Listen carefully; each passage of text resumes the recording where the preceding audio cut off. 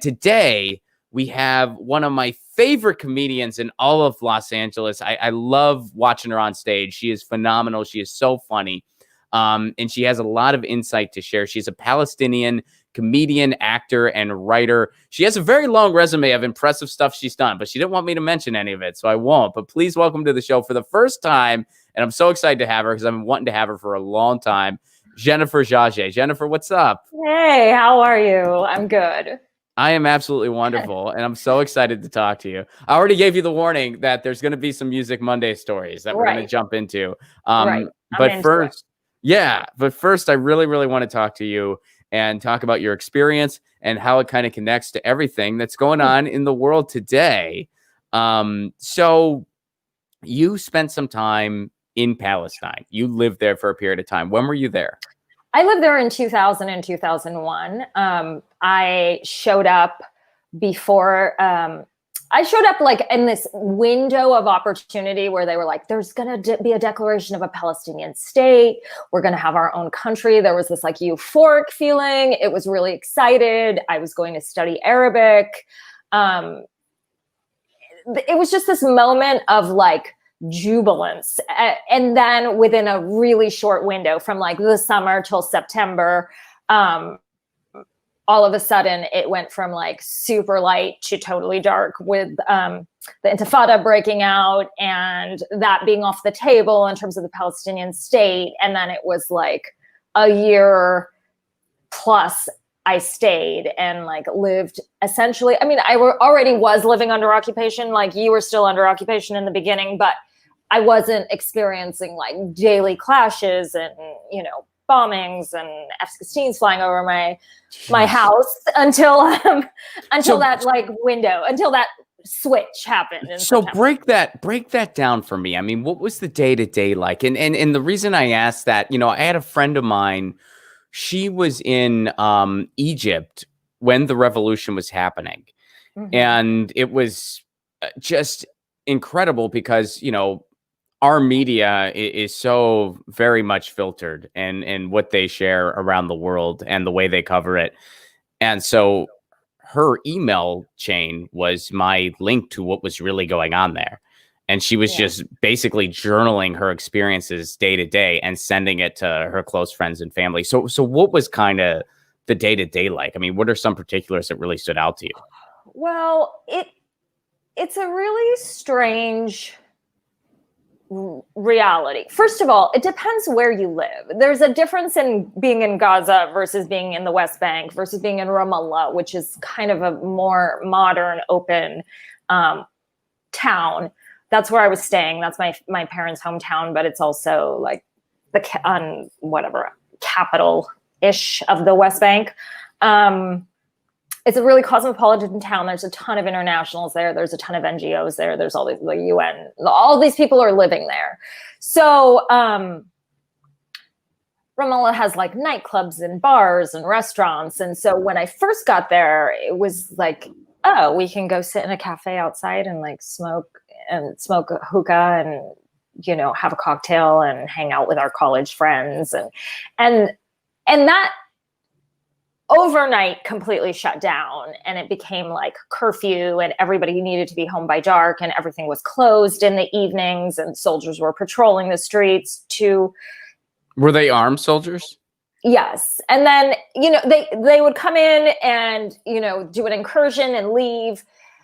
It's just so surreal because I don't know if you've never been there. It's really hard to understand that like it can be business as usual for a few hours during the day, but also that afternoon you could be having a coffee and a cigarette on your balcony and an F-16 could fly overhead and drop a bomb on your neighbor's house to like do a political assassination.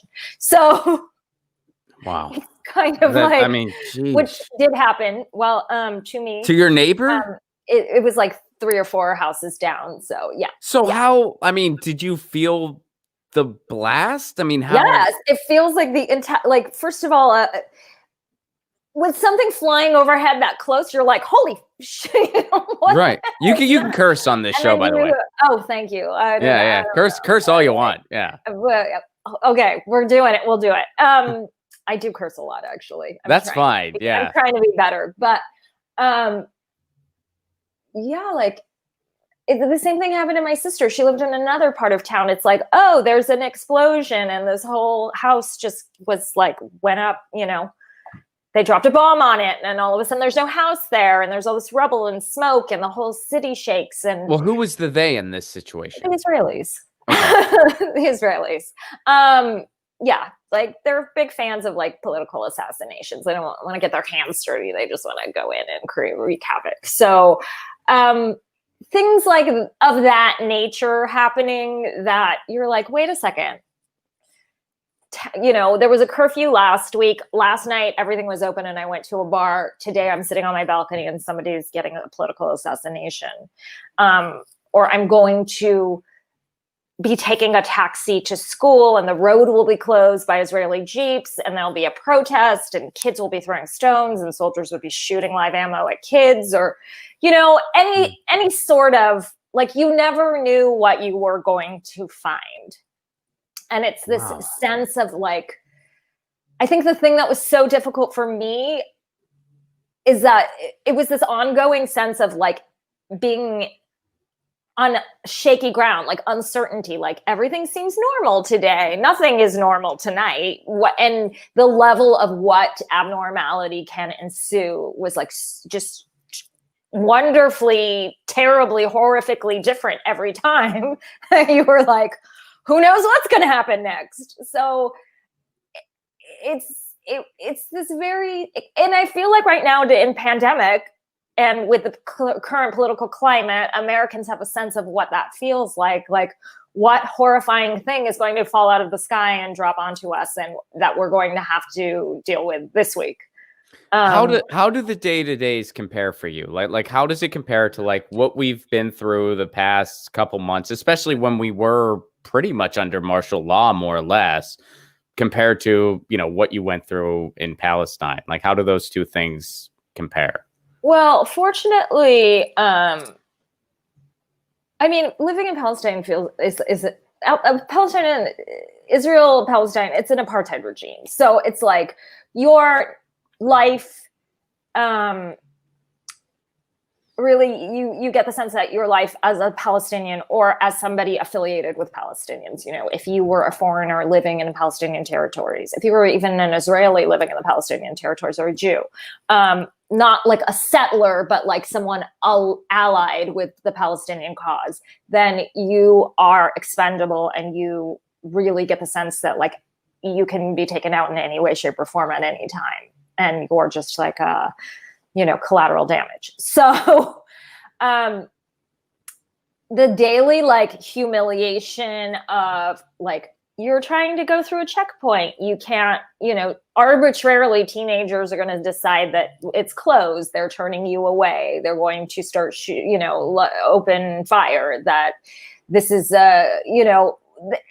it's cruel in the sense that it is arbitrary and ceaseless, but comes in so many different forms that you can never anticipate it.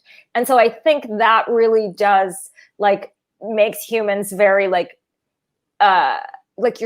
nervous system is so firing on all cylinders at all times, and you don't know where the threat is coming from or what it can what form it can take. And I in some senses I feel like psychologically we're there, except we're not like an occupied country that is, that I don't know. Yeah, maybe Black Lives Matter. Like maybe some of the population feels like they're occupied and hunted in some senses.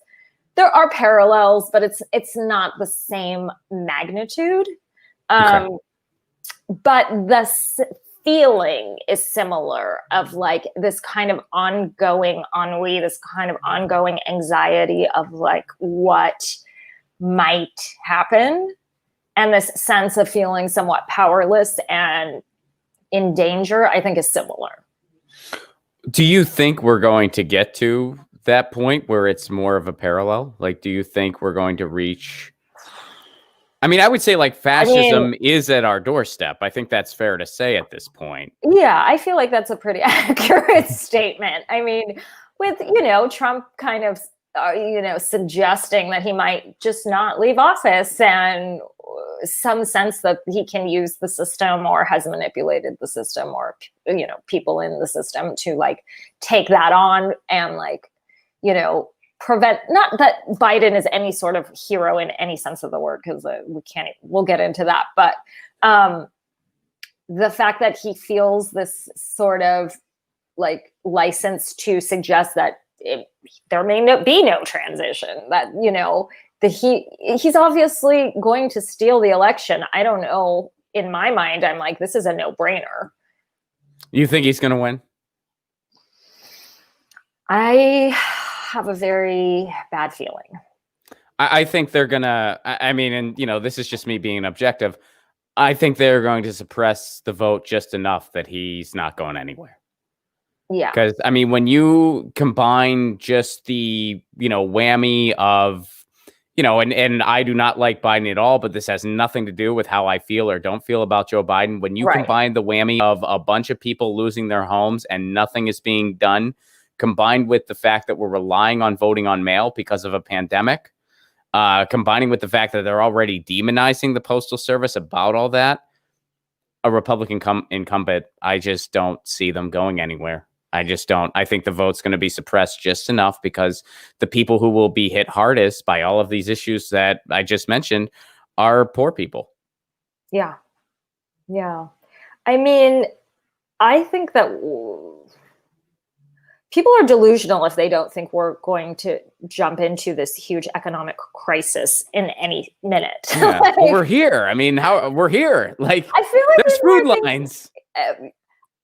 I don't know what your circles are like, but I feel like I still interact with enough people that kind of have this weird, like, well, it'll be okay, things will go back to normal kind of vibe. We need to share friends, because I feel like I have the opposite thing going on, where I have like, we needed a revolution yesterday to do the duopoly needs to crumble and there is no other option. And that's kind of where I'm at. So yeah, no, these are not I need some friends. Of those. We're going to be okay. These are people. Like acquaintances. These are like people on the periphery of my life that I interact with, that I feel like it gives me the sense that a lot of people are holding on to this false hope that like Biden's going to win and things are going to turn around and they're going to open things and then businesses will open and people will go back to school and things will become kind of normal and it'll be okay. And I'm like, whoa, where, give me some of that.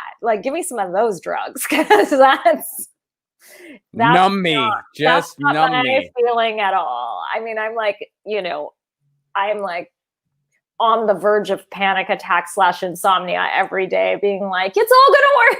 Like, well, Jennifer, you're on the right show. This is right. This is the panic attack insomnia show. You're amidst like-minded company right now, because I think, you know, I think that looking to the White House for any type of answer is just completely just delusion. Yes. Yes. That was where I was getting to, because it's like Joe Biden, even if and I don't think he's going to be the next president. And I'm even to the point, because I refuse to just sugarcoat any of this anymore. I try really hard to not say the words "if Biden wins," because that gives the delusion that this is actually a competition. It isn't. This isn't Donald Trump versus Joe Biden. This is Donald Trump versus himself. And unless Donald Trump shoots himself in the dick hard enough that he beats himself, which because of this pandemic, he is capable of doing that. He might do that. But if he doesn't, he ain't going anywhere. Okay, so what do you think he would have to do for that? Let's do hypotheticals. Like, what would he have to do to make that happen? What do you think? Literally shoot himself in the dick on TikTok. No, I think... I mean, I'd watch that. He would have to well, first of all, the debates are going to be gruesome, and I think that Donald Trump, I'm not looking forward to that. He's just going to bully Joe Biden the entire time. That's all it's going to be. There's not going to be any substance. There will be no policy talk. It will just be Donald Trump bullying Joe Biden, and Joe Biden just taking it because he can't handle it. And part of the reason he can't handle it is because for 40 years Nobody's ever taken their gloves off with that guy for 40 freaking years. And nobody did in the primary. The few times anyone he did, they got scolded for it, whether it was Kamala Harris or Bernie Sanders or anyone else. They got scolded for daring to take their gloves off with the establishment anointed one, Joe Biden, which, by the way, they anointed him last because they tried everybody else and it didn't freaking take. You want some? How about Pete? No. How about Beto? No. How about Warren? No. How about Warren again? Still no. All right, we're going to do this Joe Mentum thing and we're shoving Biden down your throats because that's what the establishment will permit. What a choice. What a choice. What a choice. I was like, come on, dudes. Really, it seems like the craziest. Like, they're like, let's go to Vegas and put all our money on one. Well, it's by design. It's by design because when you really look at the way the establishment works, when it comes to the Democratic side, their first priority isn't winning. Their first priority is continuing the gravy train and continuing the status quo. So they'd rather lose with a Joe Biden than win with a Bernie Sanders. That's just the way they are.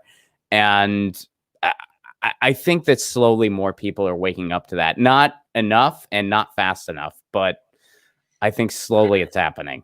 This is the depressing, like, this is the right show for me. This is like the depressing reality sucks. Well, no, episode today.